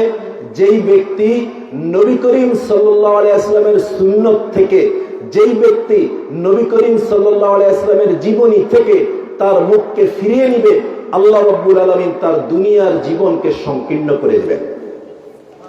যখন সে নবীকে মানবে না, নবীর তরিকা অনুযায়ী চলবে না, নবীর সুন্নাত গুলাকে ফলো করবে না, আল্লাহ রাব্বুল আলামিন তার জিন্দেগিকে একবারে সংকীর্ণ করে দিবেন, তার জীবিকা সংকীর্ণ করে দিবেন, তার জীবনের পদে পদে সে ধরা খাবে। আর যে ব্যক্তি নবী করিম সাল্লাল্লাহু আলাইহি ওয়াসাল্লামের সুন্নাত অনুযায়ী চলবে, সুন্নাতকে মানবে, সুন্নাতকে নিজের সাথে লাগাবে, আল্লাহ রাব্বুল আলামিন পদে পদে তার জীবনের মধ্যে শান্তি দিয়ে দিবেন। রাসূল সাল্লাল্লাহু আলাইহি ওয়াসাল্লামের জীবনের একটা ঘটনা শুনেন না, হয়তো অনেকে শুনেন না, না শুনলে আজকে শুনেন। রাসূলুল্লাহ সাল্লাল্লাহু আলাইহি ওয়াসাল্লাম যখন দুনিয়াতে আসছে, রাসূল ওই সময় আরবের সিস্টেম ছিল দুধ মা, ধাত্রী মাতা নেওয়া হইতো। অর্থাৎ কোনো বাচ্চা জন্ম নিলে, এটা কোনো একটা কিচ্ছা না, হাদিসের ঘটনা, কিন্তু এটাতে একটা বুঝার জিনিস আছে, মনোযোগ দিয়ে শুনেন। নবী করিম সাল্লাল্লাহু আলাইহি ওয়াসাল্লামের ওই যুগে আরবের সিস্টেম ছিল, কোনো বাচ্চা জন্মগ্রহণ করলে এর দুধ মা পান করাইতো না, ধাত্রী আসতো। পান করাইতো না মানে ধাত্রী আসতো, দাইমা আইতো, দুধ পান করানোর জন্য কিছু মহিলা আসতো, আইসা বাচ্চাদেরকে বাছাই কইরা কইরা এই বাচ্চাটা পছন্দ হয়েছে নিয়ে যাইতো। এখানে সুবিধা কি? সুবিধা হইল এই বাচ্চাটা লালন পালন করলে এই বাচ্চার গার্ডিয়ান তারে কিছু টাকা পয়সা দিবে, তারা কিছু কি দিবে? টাকা পয়সা দিবে। তো আরবের বিভিন্ন গোত্র থেকে আসতো। নবী করিম সাল্লাল্লাহু আলাইহি ওয়াসাল্লাম যখন ছোট, নবী করিম সাল্লাল্লাহু আলাইহি ওয়াসাল্লামকে নেওয়ার জন্য সব বাচ্চাদেরকে নিয়ে তো মাঠে গেছে, ঠিক অনেক মহিলা আসছে, দূর দূরান্ত থেকে মহিলা আসছে, এরা আইসা বাচ্চা চয়েস কইরা কইরা নিতেছে। এখন রাসূল সাল্লাল্লাহু আলাইহি ওয়াসাল্লাম তো এতিম, তো বাবা নাই, জানেন আপনারা, নবী করিম সাল্লাল্লাহু আলাইহি ওয়াসাল্লাম এতিম, বাবা নাই। এখন কোন মহিলা রাসূল সাল্লাল্লাহু আলাইহি ওয়াসাল্লামকে নেয় না, কারণ টেনশন একটাই, এই বাচ্চারে নিয়ে আমার লাভ কি? এই বাচ্চারে নিলে তো আমারে এর বাপই তো নাই, টাকা দিব কে? আরেকটা বাচ্চা নিলে তার বাবা আমার টাকা দিবে। এখন এরকম করার কারণে সব বাচ্চাদের নেওয়া শেষ, শুধুমাত্র নবী করিম সাল্লাল্লাহু আলাইহি ওয়াসাল্লামই আছে ওই ময়দানের ভিতরে। আর হযরত হালিমা সাদিয়া রাদিয়াল্লাহু তাআলা আনহা, রাসূল সাল্লাল্লাহু আলাইহি ওয়াসাল্লামের দুধমা, উনিও আসছিল বাচ্চা নিতে, কিন্তু সব বাচ্চা খুঁজে একটা বাচ্চাও পায় না, সব অন্য মহিলারা নিয়ে গেছে। এখন আছে শুধু মুহাম্মদ সাল্লাল্লাহু আলাইহি ওয়াসাল্লাম। মুহাম্মদ সাল্লাল্লাহু আলাইহি ওয়াসাল্লামের চেহারার মধ্যে তো আল্লাহ এমন সৌন্দর্য দিছে, কাটটা কাপেরও যদি রাসূলের চেহারার দিকে নজর দিত মায়া লাগে যেত, চেহারাটাই ছিল এরকম। এই জন্য উলামায়ে কেরাম বলে যে ইউসুফ আলাইহিস সালামের যে সৌন্দর্যটা ছিল, এটা ছিল জগজগা সৌন্দর্য, এটা হলো বাহ্যিক সৌন্দর্য, দেখতো খালি দেখতে সুন্দর। আর রাসূল সাল্লাল্লাহু আলাইহি ওয়াসাল্লামের সৌন্দর্যটা ছিল এটা ডিপলি একটা সুন্দর, এটা দেখলে দিলের মধ্যে মায়া ছিল। তখন নবী করিম সাল্লাল্লাহু আলাইহি ওয়াসাল্লামকে যখন দেখছে, হালিমা সাদিয়া তো কোনো বাচ্চা পায় না, তার স্বামীরে বলতেছে, স্বামী এই খালিয়াতেই চলে যাবো, একটা বাচ্চাও নিব না, বাকি ওই যে একটা বাচ্চা আছে কুরাইশ বংশের, এই বাচ্চাটারে দেখলেই মায়া লাগে, এই বাচ্চাটারে নিয়ে নেই, যদিও এতিম থাক, আমরা টাকা পয়সা পাইলে পাই, না পাইলে নাই, এই বাচ্চাটারে নিয়ে নেই। এখন স্বামী চিন্তা করছে, এত দূরে থেকে আসছি, কাউকেই পাইলাম না, খালিয়াতে কেন যাবো? স্ত্রীকে সাপোর্ট দিছে যে ঠিক আছে এই বাচ্চাটাকে নাও। হালিমা সাদিয়া রাদিয়াল্লাহু তাআলা আনহা এই বাচ্চাটাকে ধরছে। এই একটু কিচ্ছাটা একটু বুঝছেন, এবার পিছনে যান। হালিমা সাদিয়া তার এলাকার থেকে যখন আসছে, একটা গাদার পিঠে কইরা আসছে। কিসের পিঠে? গাদা। এটা হইল সবাই থেকে স্লো, সবাই পিছনে আসছে, একবার সবার পিছনে। যারা আসছে সবার পিছনে এটার মধ্যে কোনো দুধ নাই, তার সাথে উট ছিল, উটের মধ্যে কোনো দুধ নাই, তার সাথে একটা বাচ্চা ছিল। রাস্তার মধ্যে খিদা লাগছে, খাওয়ার কিছু নাই, উটটা দহন করে, দুধ বের হয় না, গাদাটা চলে না, উটের মধ্যে দুধ নাই, বাচ্চাটা চিল্লাইতেছে, খানা খাওয়াইতে পারে না। হালিমা সাদিয়ার আপন ছেলে, মানে নিজের ছেলে যেটা, কাঁদতেছে, স্বামী সে, সবাই ক্ষুধার্ত, এই অবস্থার মধ্যে আসছে। যখন এখানে আসছে, কোনো বাচ্চা না পেয়ে রাসূল সাল্লাল্লাহু আলাইহি ওয়াসাল্লামকে নিছে, নেওয়ার সাথে সাথে যখন তারে নিয়ে রওনা দিছে, এখন তার গাদা সবার আগে দৌড়াইয়া জায়গা। উটের মধ্যে এই পরিমাণ দুধ আসছে, এই উট দুধের যখন দহন করছে, সে খাইছে, তার স্বামী খাইছে, ওই যে ছোট বাচ্চাটা সাথে ছিল তারে খাওয়াইছে, রাসূল সাল্লাল্লাহু আলাইহি ওয়াসাল্লাম খাওয়াই, সব কিছু করছে, এরপরেও দুধ শেষ হয় না। হালিমা সাদিয়া রাদিয়াল্লাহু তাআলা আনহা যখন এই ছেলেকে নিয়ে, মুহাম্মদ সাল্লাল্লাহু আলাইহি ওয়াসাল্লামকে নিয়ে বাড়িতে গেছে, যাওয়ার পরে এর আগে ওনার বকরিগুলা গাদাগুলা যে এক জায়গার মধ্যে চড়তো, সবাইগুলা চড়তো, এই গাদাগুলার কোনো দুধ ছিল না, বকরিগুলার দুধ ছিল না। কিন্তু মুহাম্মদ সাল্লাল্লাহু আলাইহি ওয়াসাল্লামকে ঘরে নেওয়ার পরে হালিমা সাদিয়ার যেই বকরিগুলো আছে, এদের স্তন দুধে বইয়া গেছে, এটি সব তরুতাজা হয়ে গেছে। অন্যান্যরা বলতো, এই হালিমার গাদাগুলা, হালিমার বকরিগুলা কোন জায়গায় চড়ে, আমাদের গাদাগুলা, আমাদের বকরিগুলো এই জায়গায় চড়াবো। ওই রাখালদেরকে বলতো, ওইখানে নিয়ে চড়াইস, কোনো লাভ নাই, ওইখানে নিয়ে চড়াই, ঠিক আছে, কিন্তু হালিমা সাদিয়া রাদিয়াল্লাহু তাআলা আনহার বকরির মতো এরকম দুধও আসে না, গাদার মধ্যে এরকম স্পিডও আসে না। কারণ কি? মুহাম্মদ সাল্লাল্লাহু আলাইহি ওয়াসাল্লাম। কারণ কি? মুহাম্মদ সাল্লাল্লাহু আলাইহি ওয়াসাল্লামকে নেওয়ার আগে তার জিন্দেগীর মধ্যে কোনো বরকত নাই। রাসূল সাল্লাল্লাহু আলাইহি ওয়াসাল্লামকে ধরার পরে হযরত হালিমা সাদিয়া রাদিয়াল্লাহু তাআলা আনহার পুরা জিন্দেগীর মধ্যে বরকত আর বরকত। মাটির মধ্যে হাত দিলে স্বর্ণ হয়ে যায়, এটা একটা উপমা দিছে। আবার কইেন না যে মাটির মধ্যে হাত দিয়া স্বর্ণ বানিয়ে ফেলছে, অর্থাৎ ছাই ধরলেও স্বর্ণ হয়ে যায়। যেখানে হালিমা সাদিয়া রাদিয়াল্লাহু তাআলা কদম রাখে, সেখানেই বরকত আর বরকত। এটা হালিমা সাদিয়া রাদিয়াল্লাহু তাআলা আনহার জন্য না, এটা মুহাম্মদ সাল্লাল্লাহু আলাইহি ওয়াসাল্লামের জন্য। আচ্ছা, বাচ্চা মুহাম্মদ যখন বালেগই হয় নাই, আচ্ছা যখন রাসূল সাল্লাল্লাহু আলাইহি ওয়াসাল্লাম বালেগ হয় না, তখন কি রাসূল সাল্লাল্লাহু আলাইহি ওয়াসাল্লামের উপরে কোনো শরীয়ত আছে? নাবালেগের উপরে কোনো শরীয়ত আছে? নাবালেগকে মানবেন, অর্থাৎ নাবালেগের অনুসরণ করবেন, এরকম কোনো মাসালা আছে? নবী করিম সাল্লাল্লাহু আলাইহি ওয়াসাল্লাম যখন নাবালেগ, অর্থাৎ শরীয়ত তো এখন তার উপরে প্রযোজ্য না দুনিয়াবী সিস্টেম অনুযায়ী। এর অর্থ এটা না যে রাসূল সাল্লাল্লাহু আলাইহি ওয়াসাল্লাম নাবালেগ থাকা অবস্থায় মানে উল্টাপাল্টা কাজ করছে, এটা। নবী করিম সাল্লাল্লাহু আলাইহি ওয়াসাল্লাম নবুয়তির আগেও কোনো গুনাহ করে নাই, নবুয়তির পরেও কোনো গুনাহ করে নাই। নবুয়তির আগেও কোনো অন্যায় করে নাই, নবুয়তির পরেও কোনো অন্যায় করে নাই, পুরো জিন্দেগি নিট এন্ড ক্লিন। কিন্তু যেটা বোঝানোর উদ্দেশ্য, নবুয়তির আগে অর্থাৎ বালেগ হওয়ার আগে তার কাছে তো কোনো শরীয়ত আসে নাই। এরকম একজন নবীকে, এরকম একজন বাচ্চা, তখন নবী না, তখন বাচ্চা ধরেন, এরকম একজন বাচ্চাকে যে ভবিষ্যতে নবী হবে, তাকে ধরার কারণে যদি তার জীবনে বরকত আসে, তাকে গ্রহণ করার কারণে যদি তার গাদার মধ্যে দুধ আসে, গাদার স্পিড বেড়ে যায়, তাকে ধরার কারণে যদি বকরির মধ্যে দুধ আসে, তাকে ধরার কারণে যদি উটের মধ্যে দুধ আসে, সেই নবী নবুয়তি পাওয়ার পরে আমরা যদি সেই নবীকে ধরি, আমাদের জিন্দেগিতে বরকত আসবে না? কথাটা বুঝেন আমার, বুঝেন? আপনি মনে করছেন হাই স্ট্যান্ডার্ড ভাবে ফ্যাশন করে চললে আমার বরকত আসবে। আমি দুনিয়ার যত রাতামূরক সিস্টেমে চুল কাটলে বরকত আইব। রাতামূরক ফোলাইনে চুল কাটে দেখেন না আপনারা? এটা কি স্টাইল ভাই? আমি কোনো বলতে পারতাম না, আপনারা বলতে পারলে আমার একটু বুঝায়েন। এগুলা কি একটা মানুষের তো একটা লজ্জা লাগে, কিরে ভাই? যুবকরা মাইন্ড করেন না, একটা লজ্জার তো ব্যাপার আছে ভাই। একটা সিনিয়র মানুষের সামনে যাব, আমি আমার বাবার সামনে যাব, মার সামনে যাব, এলাকার মুরব্বীদের সামনে যাব, চুল কতটি কাটছে, মনে হয় যে কোন চুরি করে ধরা খাইছে আর বেড়া রাত চারটা দিছে, এরকম না? যুবকদেরকে অনেক মহব্বত করে, এই জন্যই আপনাদেরকে বলি, এগুলা কি চুল কাটেন বলেন? এগুলা কি চুল কাটতেছেন? এদিক দিয়ে চাষা, এদিক দিয়ে চাষা, এদিক দিয়ে এরম, এটি কি চুল? আগে যুগে বলে 14 মানুষ এভাবে সিস্টেম করে দিত। এগুলো কোনো কথা হইল? যেই নবীকে ছোটবেলায় নেওয়ার কারণে জিন্দেগির মধ্যে বরকত চলে আসলো। হালিমা সাদিয়া রাদিয়াল্লাহু তাআলা আনহা, সেই নবীকে যদি নবুয়তি পাওয়ার পরে তার তরিকা যদি আমরা নেই, তার সুন্নাহগুলো যদি আমরা ধরি, আল্লাহ আমাদের প্রত্যেকের জীবন বরকত দ্বারা পরিপূর্ণ করে দিবেন।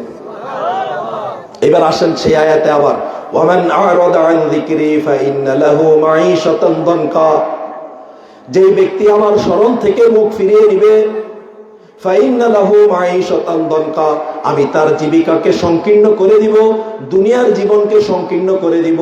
মাল সম্পদ থাকবে কিন্তু জীবনটা হবে একবারে সংকীর্ণ।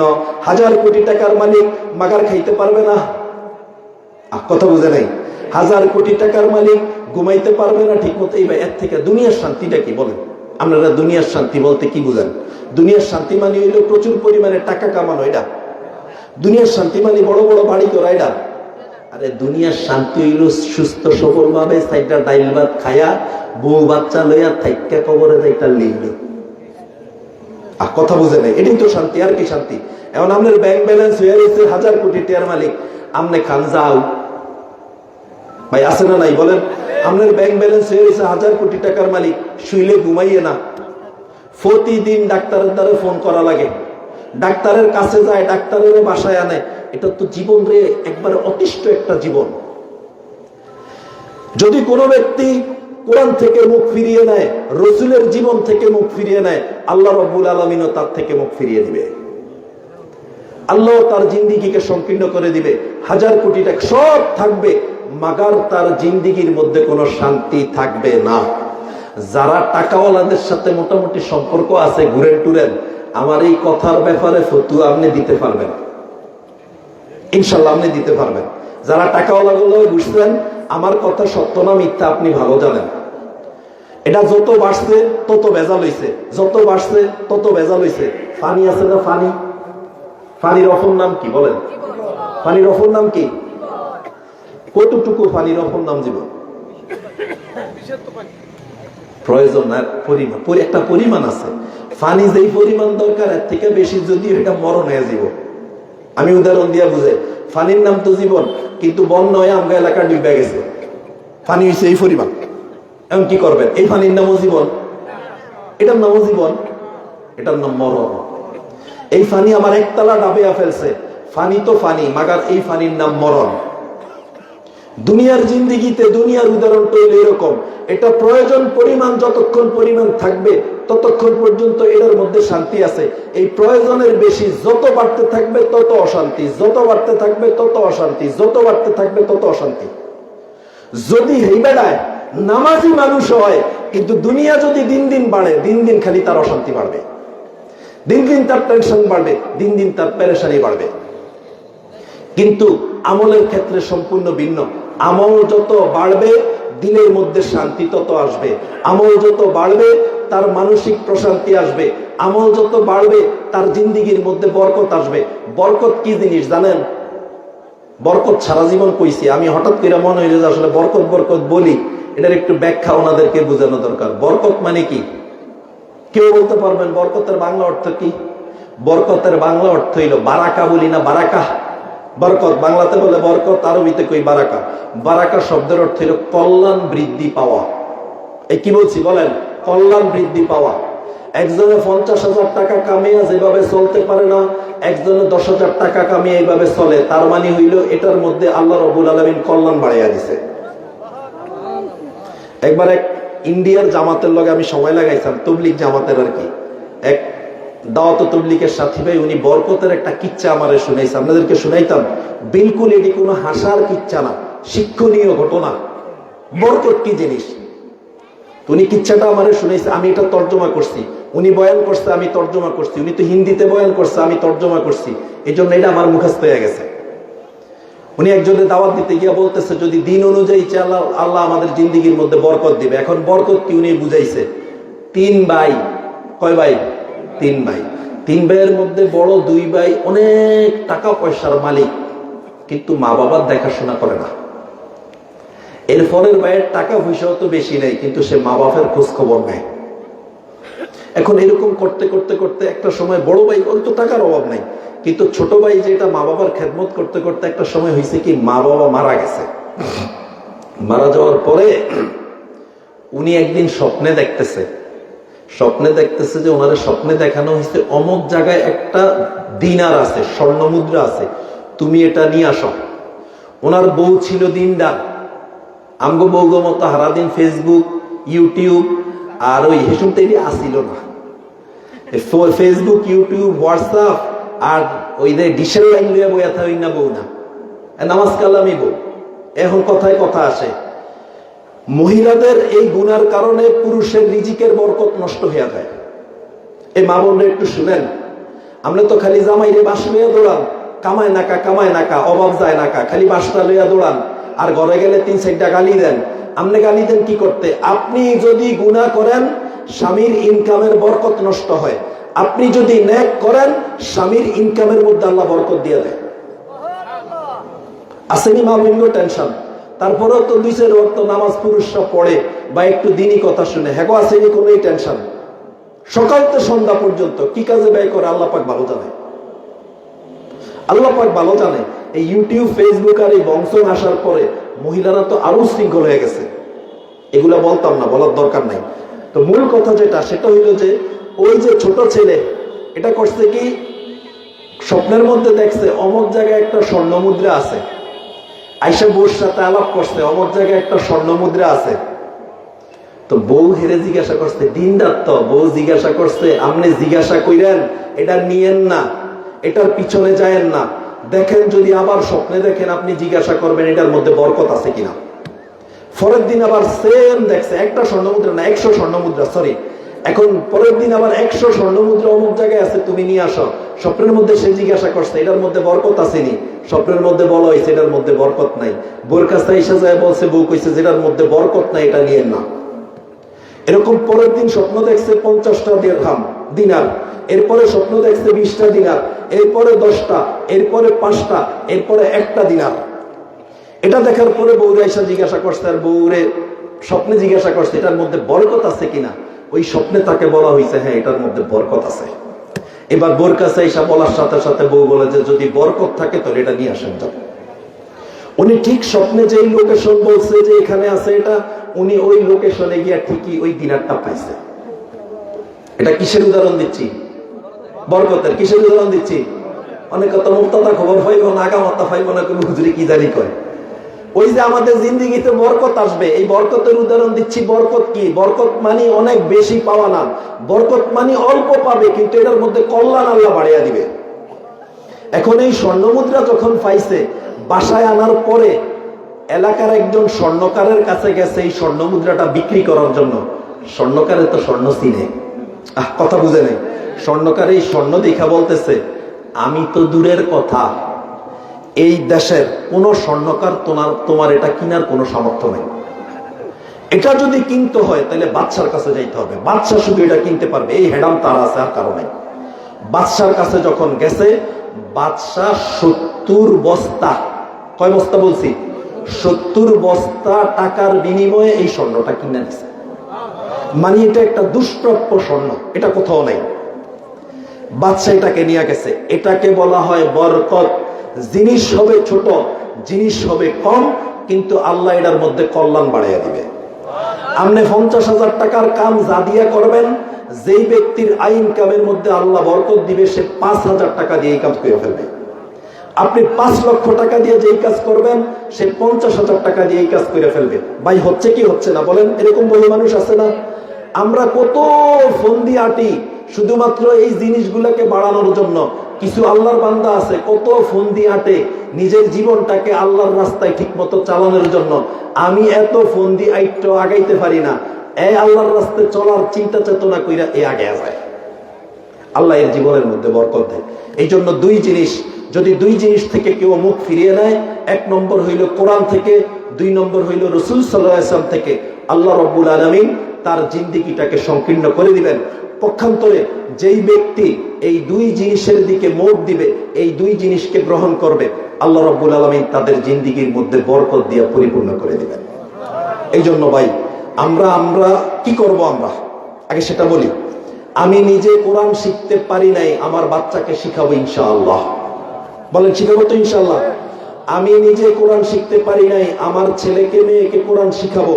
আমার এলাকার কোনো বাচ্চাকে শিখাবো, বাতিজা বাতিজিকে শিখাবো, নাইনাতকু হয়ে গেছে তাদেরকে শিখাবো। কারণ কি, কোরআন হইল এমন জিনিস, এটার কারণে আল্লাহ আমাদের জিন্দিগিতে বরকত দিবে।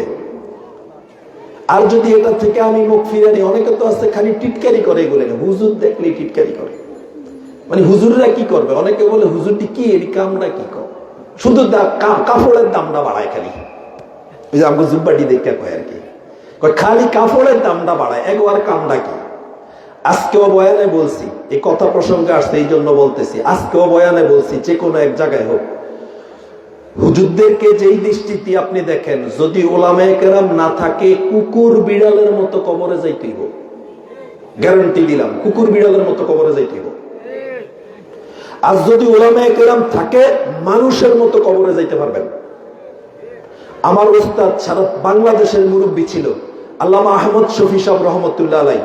উনি আমাদের পাশে হাটাজারিতে যখন পড়ি, মেখলে পড়ি, পাশে এক জায়গায় বয়ানে গেছে, হাটাজারির ছাত্র সংখ্যা 10,000। উনি বলতেছে যে আমার এই 10,000 ছাত্র, বুঝার জন্য বলতেছি, আমার এই 10,000 ছাত্র, এরা কোরআন হাদিস যদি না শিক্ষা আপনাদের মতো খেতে কাজ করে টাকা কামাইতে পারবে? এগো গায়ে শক্তি আছে। এরা যদি রিক্সা চালায় টাকা কামাইতে পারবে, এদের গায়ে শক্তি আছে। এরা যদি কোনো কোম্পানিতে চাকরি করে বেতন দিবে, এদের গায়ে শক্তি আছে। হুজুররা যারা অসুস্থ হয় না, মোটামুটি সুস্থ আছে, একক কিন্তু শক্তিও আছে। আপনারা মনে করেন না যে দুর্বল। আপনারা তো স্যাঙ্গিরিটা দেখান, খালি শৈল জোর আছে, এদ্দুর দেখান, এদ্দুর হুজুরে এদ্দুর আছে, এদ্দুরও দেখায় না, একক আছে, কিন্তু কিছু শক্তি আছে। একবারে মনে করেন না দুর্বল। আমার তালেবে আলেমের জীবনে দেখছি শক্তি আছে। আমাদের শফি সাহেব বলতেছে রহমতুল্লাহ আলাইহি, যত কাজ দুনিয়াতে আছে, আমার এই সন্তানরা সব কাজ করতে পারবে, আপনাদের থেকে ভালো পারবে। এরা কাজ কইরা টাকা কামাইতে পারবে, দুনিয়া কামাইতে পারবে।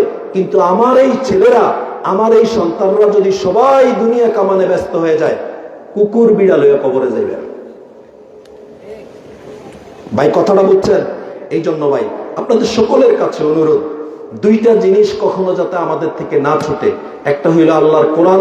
কোরআন না ছুটার অর্থ হইল কোরআনের বিধিবিধান, কোরআনের আহকাম, কোরআন আগে শুদ্ধভাবে শিখবো, কোরআনের তর্জমা শেখার চেষ্টা করব, কোরআন বুঝার চেষ্টা করব, এই অনুযায়ী আমল করার চেষ্টা করব। আমার সমাজে, আমার দেশে, সারা পৃথিবীতে কোরআনের আইন বাস্তবায়ন হোক, এটার জন্য ফিকির করব।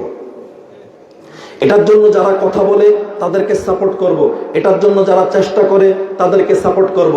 শুধু এই কথা বললে হবে না, আমি তো কোরআনের আইনে বিশ্বাসী না, আমি তো কোরআনের আইনে বিশ্বাসী না। কোরআন তো সেই মধ্যযুগীয় শাসন ব্যবস্থা।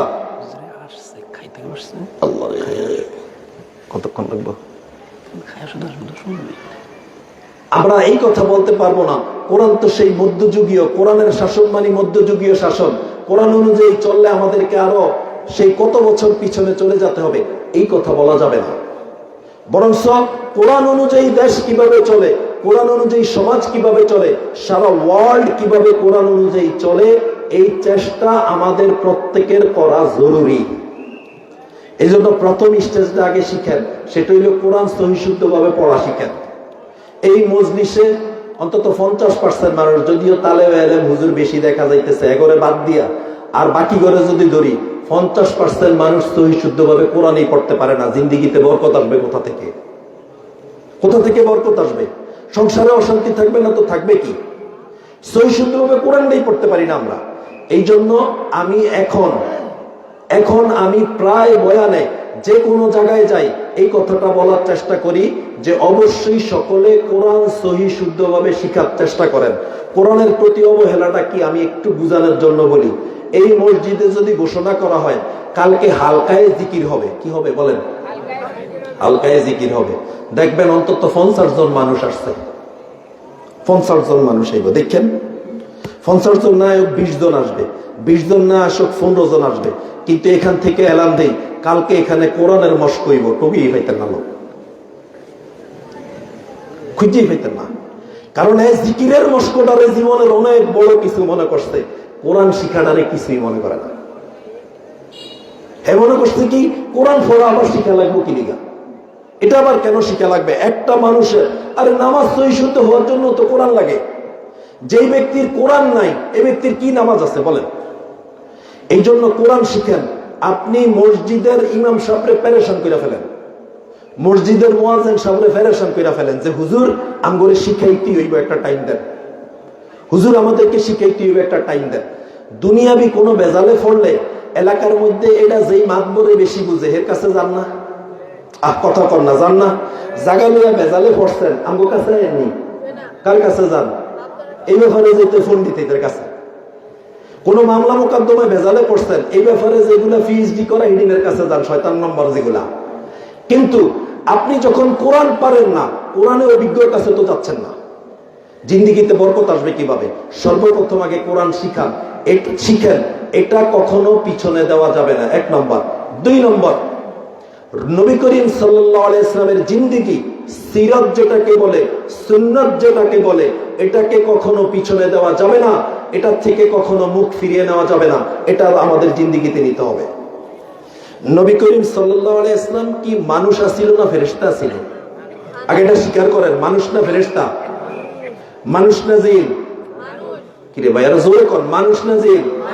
আচ্ছা, মানুষ যেহেতু ছিল নবী সাল্লাল্লাহু আলাইহি ওয়াসাল্লাম, তাহলে রাসূল সাল্লাল্লাহু আলাইহি ওয়াসাল্লাম খানা খাইতো নি? খানা খাইতো না না খেয়েছিল? নবী করিম সাল্লাল্লাহু আলাইহি ওয়াসাল্লাম পোশাক পরতো না পোশাক ছাড়া ছিল? পরতো তো। নবী করিম সাল্লাল্লাহু আলাইহি ওয়াসাল্লাম টয়লেটে যাইতো হইতো না যাইতো হইতো না? রাসূল সাল্লাল্লাহু আলাইহি ওয়াসাল্লাম গোসল করতো কি করতো না? আমার কথার সাথে সাথে জবাব দিয়েন। রাসূল সাল্লাল্লাহু আলাইহি ওয়াসাল্লাম ঘুমাইতো কি ঘুমাইতো না? রাসূল সাল্লাল্লাহু আলাইহি ওয়াসাল্লাম যেই সিস্টেমে ঘুমাইতো, এই সিস্টেমে ঘুমানোই সুন্নাত, এটাই বরকত। নবী করিম সাল্লাল্লাহু আলাইহি ওয়াসাল্লাম যেই সিস্টেমে গোসল করতে, এই সিস্টেমে গোসল করাই সুন্নাত, এটাই বরকত। নবী করিম সাল্লাল্লাহু আলাইহি ওয়াসাল্লাম যেই সিস্টেমে টয়লেটে যাইতো, টয়লেট থেকে বের হইতো, এই সিস্টেমে টয়লেটে যাওয়া বের হওয়া, এটাই সুন্নাত, এটাই বরকত। নবী করিম সাল্লাল্লাহু আলাইহি ওয়াসাল্লাম যেই সিস্টেমে খাইতো, এই সিস্টেমে খাওয়ার নামই হইল সুন্নাত, আর এটার নামই বরকত। আমরা আমাদের জিন্দেগিতে এটা প্র্যাকটিস করা শুরু করব। রাসূল সাল্লাল্লাহু আলাইহি ওয়াসাল্লাম যেভাবে মসজিদে ঢুকতো, যেভাবে মসজিদ থেকে বের হইতো, মসজিদে যাওয়া যেরকম নেকি, মসজিদে ঢুকার সময় কিছু সুন্নাত আছে, এটাও নেকি। এই জন্য ভাই, এক তো হইল কোরআনকে সামনে রাখবো, 2 নম্বর রাসূল পাক সাল্লাল্লাহু আলাইহি ওয়াসাল্লামের জীবনকে সামনে রাখবো। প্রত্যেকটা কাজে সুন্নাত আছে, প্রত্যেকটা সুন্নাত পালন করার চেষ্টা করব। টয়লেটে ঢুকি, জানি না কোন ফাদিয়া ঢুকতে হয়, জানি না কোন ফাদিয়া বেরোইতে হয়, আমার বয়স হইল 50। গোসল করি, কোন সময় পানিটা কোন জায়গায় আগে ঢালতে হইব, কোন জায়গায় প্রথম ঢালতে হইব, কিছুই জানি না, আমি কিছুই জানি না। গোসলের সময় এই যে আমরা পুকুরে গোসল করতে যাই, প্রতিদিন গোসল করি, বাঙালি গোসল ছাড়া থাকতে পারে না। যত শীত ঠাড়া হয় না, শীত পড়লেও বাঙালি গোসল ছাড়া থাকতে পারে না। গোসল তো প্রতিদিনই করেন, কিন্তু যদি ছোট্ট একটা সুন্নত জেনে নেন, তাহলে এই গোসলটা আপনার নেকি হবে, গোসলটা আপনার জীবনে বরকত নিয়ে আসবে। গোসলের সময় প্রথম পানি দিতে হয় কোন জায়গায়? শুধু আলেম ওলামা বলতে পারবে। প্রথম কোথায় পানি দিতে হয়? এরপরে কই? এরপরে কই? গোসলের ফরজ কয়টা? 3টা। এটা আমি বলবো না, এটা হুজুরের থেকে যাই না নিবেন। বলে হুজুর আপনি পারেন না, মনে লাই করতেন না, পারি আলহামদুলিল্লাহ। এটা হুজুরদের কাছে যাবেন, হুজুরদের কাছ থেকে শিখবেন, মসজিদের ইমামের কাছ থেকে শিখবেন। আমার আগে যিনি বয়ান করছে, আমি শুই না, এখানে বৈশা শুনছি, উনি এই কথাটা বলছে, ওলামায়ে কেরামের সাথে সম্পর্ক রাখা। যতক্ষণ পর্যন্ত ওলামাদের সাথে, দেখবেন এখনো যাদের আলেমদের সাথে সম্পর্ক আছে, এদের জিন্দিগি একরকম, যাদের আলেমদের সাথে সম্পর্ক নাই, এগো জিন্দিগি আরেক রকম। দেখেন আপনি, সে চ্যানেলে শিক্ষিত হোক আর হুজুরও, আলেমদের সাথে সম্পর্ক জিন্দিগি একরকম, আলেমের সাথে সম্পর্ক নাই, জিন্দিগি আরেক রকম। এই জন্য গোসল করার সময়, গোসলের আমরা মনে করি কি পুকুরের ফাড়ে যায় লাভ দিয়া ফড়ন, এটা হইল বড় সুন্নাত, এটা হইল বড় সুন্নাত। না না না, বিলকুল না। আমরা যারা অ্যাটাচড বাথরুমের মধ্যে গোসল করি, ওইখানে তো মগ আছে, বালতি আছে, ওইখানে তো নেওয়া যায় এই যেভাবে। কিন্তু পুকুরে যারা গোসল করি, এরা কি আর মজা লাভ দিয়া ফড়ন এরকম? না না, ওইখানেও গোসলের এই সুন্নাত আদায় করা যায়। এভাবে কোষ করবেন, পানি নিবেন, ডান কাঁধে দিবেন, এভাবে কোষ করবেন, পানি নিবেন, বাম কাঁধে দিবেন, এভাবে কোষ করবেন, পানি নিবেন, মাথার উপরে দিবেন, সুন্নাত আদায় হয়ে গেল। এরপরে দপ করে আলাপ মেলা দেন, অসুবিধা কি? যদি একজন মানুষ এই রসুলের এই সুন্নাত গুনাই না জানে, এই দেশের রসুলের আশেকের অভাব নাই। যদি খালি কই কে কে রসুলের মোহাব্বত করেন, এন খালি লাভ দিয়ে উঠতে যাইবা আমি আমি আমি। এখনো টয়লেট কিভাবে যাইতো এটা জানে না, টয়লেটে যে কোনো এক জায়গায় একবার বলছিলাম, অনেক বাহাদুরি করে অনেক কাম করবো, ওই হুজুর আপনারা কি জানেন, ওই হুজুর আপনারা কি জানেন। আমি একবার বয়ানে বলছিলাম, আমগুলোকে বাহাদুরি করার আগে পেশাব কেমনে করতো এটা শিক্ষায়, পায়খানা কেমনে করতো এটা শিক্ষায়। কুকুরে যে রাস্তার পাশে খাড়িয়া মারিয়া দেয়, এভাবে মারিয়া দেওয়ার নাম জীবন না। কথাটা বুঝে নেই। কুকুরে যেভাবে রাস্তার পাশে দাঁড়িয়ে মাইরা দেয়, এভাবে মাইরা দেওয়ার নাম জীবন না। এটা কোনো বাহাদুরি না, এটা শিক্ষা। আমগুলোকে তর্ক করতে হয় কিভাবে পায়খানা করতো, এটা শিক্ষা আমাদের সাথে তর্ক করতে আসেন। এই জন্য দুই জিনিসকে কখনো ছাড়া যাবে না। একটা হলো আল্লাহর কোরআন, দ্বিতীয় নম্বর হলো রাসূল পাক সাল্লাল্লাহু আলাইহি ওয়াসাল্লামের সুন্নাহ। এটা যার মধ্যে যত বেশি আসবে, আল্লাহর কসম, তার জিন্দেগীর মধ্যে আল্লাহ তত বরকত দিবেন। যার জিন্দেগীর মধ্যে যত কম আসবে, তার জিন্দেগীর মধ্যে এটার বরকত তত, জিন্দেগীর মধ্যে বরকত তত কম আসবে। হ্যাঁ, বারবার বলি, বাহ্যিকভাবে তার সম্পদ বেশি হইতে পারে, এটা আগেও বলছি এখনো বলি, বাহ্যিকভাবে তার সম্পদ অনেক বেশি হইতে পারে, কিন্তু তার জিন্দেগীর মধ্যে বরকত থাকবে না। মানুষের জিন্দেগীর মধ্যে বরকত থাকার অর্থ কি? মানুষের জিন্দেগীর মধ্যে বরকত থাকার অর্থ হইল, একজনে 100 বছর হায়াত পাইছে, যেটুকু কাজ করতে পারবে না। একজনে 50 বছর হায়াত পাইছে, 50 বছর হায়াতের মধ্যে এর থেকে ডাবল আমল করে চলে যাবে। আশরাফ আলী থানভী রহমতুল্লাহর কিতাবের শখ। আশরাফ আলী থানভীর নাম শুনছেননি? জিন্দেগীর মধ্যে আল্লাহ কেমন বরকত দিয়েছে শুনেন। ওনার পুরা জিন্দেগিতে উনি 1000-এর মতো, ওনার কিতাব সব হিসাব করলে যেগুলো মার্কেটে পাওয়া যায় মোটামুটি 1000 হবে। কত? 1000। ওলামায়ে কেরাম ওনার কিতাবের পৃষ্ঠা আর ওনার জিন্দেগি এগুলা যোগ বিয়োগ ফুরন ভাগ দিয়া পাইছে, প্রতি মিনিটে উনি 13 পৃষ্ঠা লেখছে। প্রতি মিনিটে কয় পৃষ্ঠা? মাথায় কিছু ধরেনি, মাথায় কিছু ধরে তো এবারে পায়খানা করে না, এবারে ঘুমায় না, এবারে নাবালেক টাইম যায় না, এগুলা সব সহ হিসাব করছে। ওনার জিন্দেগি পুরো হিসাব করছে, কোনো নাবালেক টাবালেক সময় বাদ দিয়া না, পায়খানা পেশাবের সময় বাদ দিয়া না, ওই ফুল সময় হিসাব করছে। ওনার কিতাবের পৃষ্ঠা হিসাব করছে, দেখা যাচ্ছে যে উনি প্রতি মিনিটে হিসাবে 15 পৃষ্ঠা না জানি 13 পৃষ্ঠা লেখছে। এটা কিভাবে সম্ভব? আল্লাহ রাব্বুল আলামিন প্রথম কথা তার জিন্দেগির মধ্যে আল্লাহ বরকত দিয়ে দিয়েছে। যখন মানুষ কোরআন অনুযায়ী চলবে, রাসূলের জিন্দেগি অনুযায়ী চলবে, জিন্দেগির মধ্যে বরকত দিয়ে দিবে। আমি নিজে কিতাবে পড়ছি, আমি পড়ছি এই যে ফাজাইলে আমল, ওই যে মসজিদে একটা কিতাব তালিম করে না, ফাজাইলে আমল, দেখছেন নি আপনারা? এটা নিয়ে তো কতজনের কত কথা, মানে যেতেরা কথা কয় এতেরা বিসমিল্লাহ লিখতে পারে না। মানে ফাজাইলে আমলের ভিত্তি এই সমস্যা, ওইটার মধ্যে ওই সমস্যা, হেতে বিসমিল্লাহ লিখতে পারে না। এটার মধ্যে এত সমস্যা, আপনি ভালো একটা লিখলাম। তো ফাজাইলে আমল যিনি লেখছে, উনি প্রতি রমজানে 62 বার কোরআন শরীফ খতম করত। কয়বার ভাই? কয়বার? 62 বার কোরআন শরীফ খতম করত। 62 বার, পুরা দিনে একবার, পুরা রাইতে একবার, আসর টু মাগরিব একেবারে তিলের সহিত আস্তে আস্তে পড়তো একবার, এক পারা। তাহলে এই 30 দিনে 30 পারা, তাহলে প্রতিদিন এক খতম যদি হয়, দিনে একবার রাইতে একবার, তাহলে প্রতিদিনে হইতেছে 2 খতম, তাহলে 60টা খতম হইল। আর আসর টু মাগরিব উনি প্রতিদিন তিলের সহিত এক পারা পড়তো। এই 30 দিনে 30 পারা হইছে 61 খতম। আর উনি তারাবির মধ্যে প্রতিদিন এক পারা পড়তো। এই 30 দিনে 30 পারা হইছে 62 খতম। আমি আমার উস্তাদদেরকে জিজ্ঞাসা করছি যেটা কিভাবে সম্ভব। ওনারা বলছে এটা আল্লাহ রাব্বুল আলামিন তার জিন্দেগির মধ্যে বরকত দিয়ে দিছে। এক খতম কোরআন শরীফ পড়ি না বিগত 6 বছর, এরকম বহু আছে। বিগত 6 মাসে 1 পৃষ্ঠা পড়ি না, বহু আছে। আল্লাহ তার জিন্দেগিতে বরকত দিয়ে দিছে।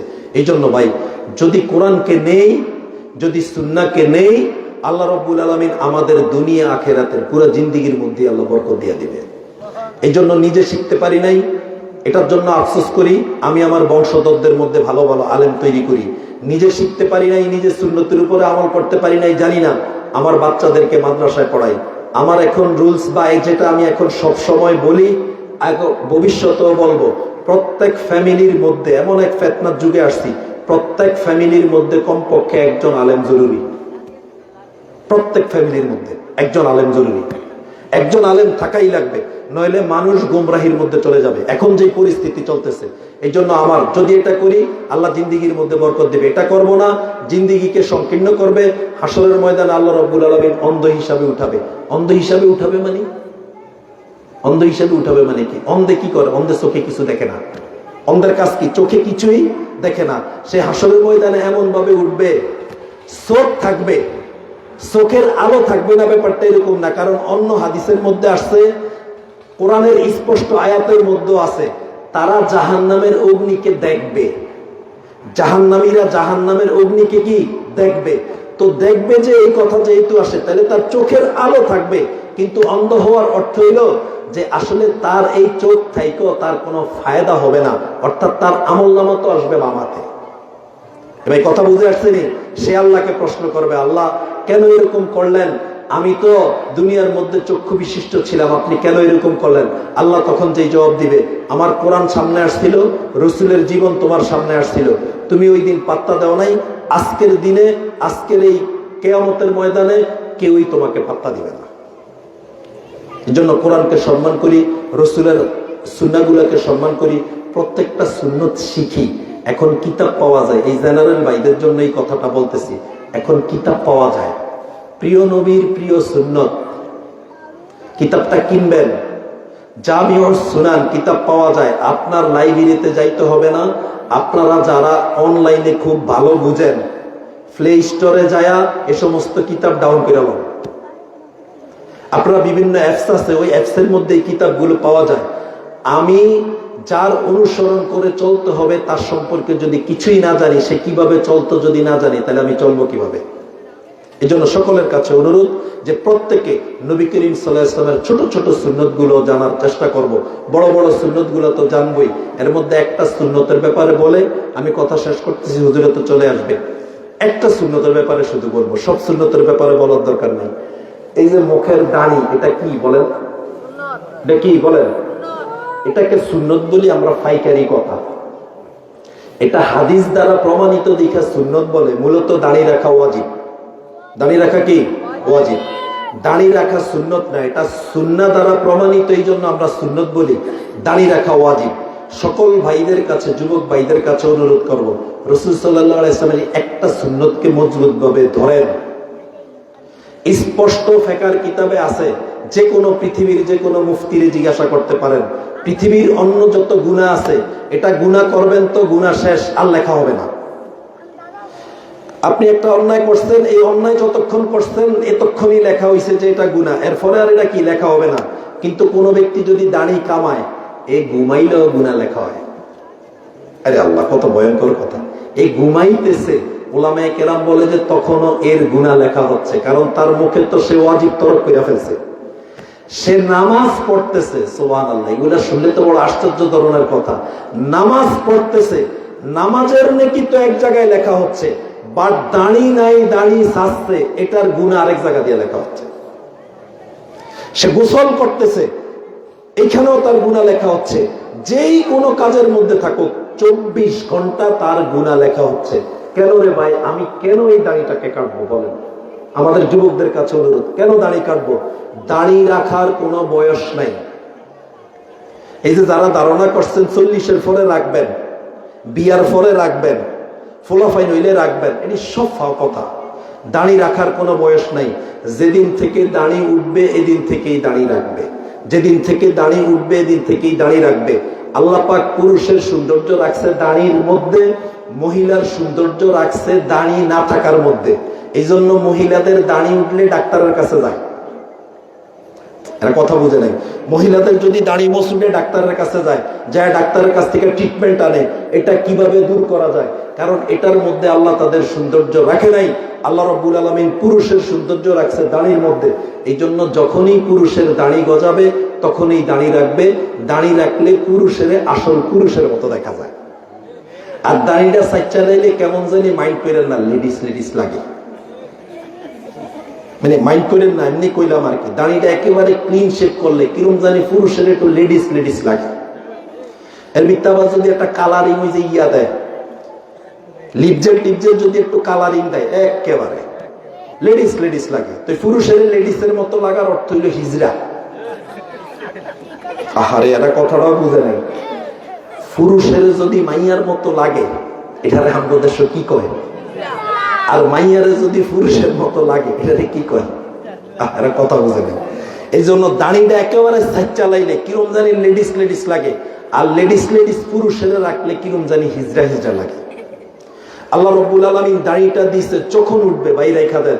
কে কি বললো এদিকে তাকাইবেন না, কে কি বললো এদিকে তাকাইবে না। প্রথম অনেক কথা বলবে, কিন্তু ইনশাল্লাহ একটা সময় এসে আর কিচ্ছু বলবে না। আমরা যখন প্রথম রাখছি আমগুলো কইছে ভাই, এরকম না যে আমরা শুনি না, এরকম বহু কথা শুনছি, কিন্তু যখন রাইখা দিছি আল্লাহর মেহেরবানি শুধু আমার ডানা, আমার দেহা দিয়েও বহু মানুষে রাখছে। ভাই কথা বুঝেন নাই? এই জন্য এই এমন একটা সুন্নত অন্তত যাতে কবরে দিলে ফেরেশতারা আইসা আমার চেহারার মধ্যে রসুলের এই সুন্নতটা দেখে। কবরে দিলে এখন অনেকে কইবেন যে হুজুর অন্য ধর্মের এরা তো রাহে, এটা একটা যুক্তি দিবেন, রাখলে লাভ কি? হিন্দু করে হোড়ে আলায় ভাই, কেন লাভ কি? এগুলো কি কবরে দেয়? এগুলো তো ফোড়াই দিয়া দেয়।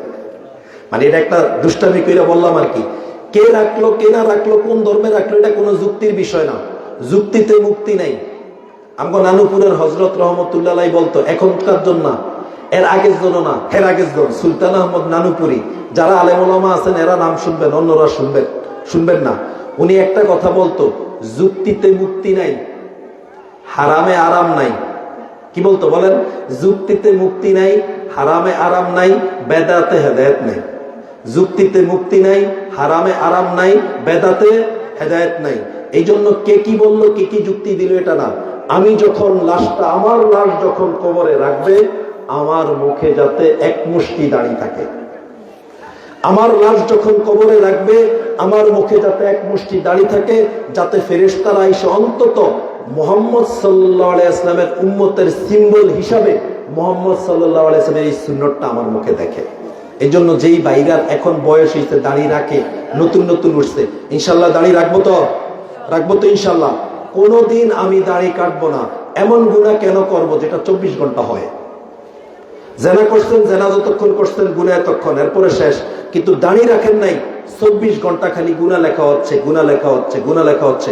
অন্য কোন সুন্নতের কথা আজকে না বলি, কিন্তু দাড়ি রাখবেন, অবশ্যই রাখবেন। কে কি বললো না, অনেক কথা শুনবেন। আমাদের দেশে একটা কথা কয়, এত অল্প বয়সে দাড়ি রাখলে বউ ভাবি নেই। ভাই বলে কি বলে নেই? দুনিয়ার মধ্যে দাঁড়িয়েওয়ালা তো বউ নেই।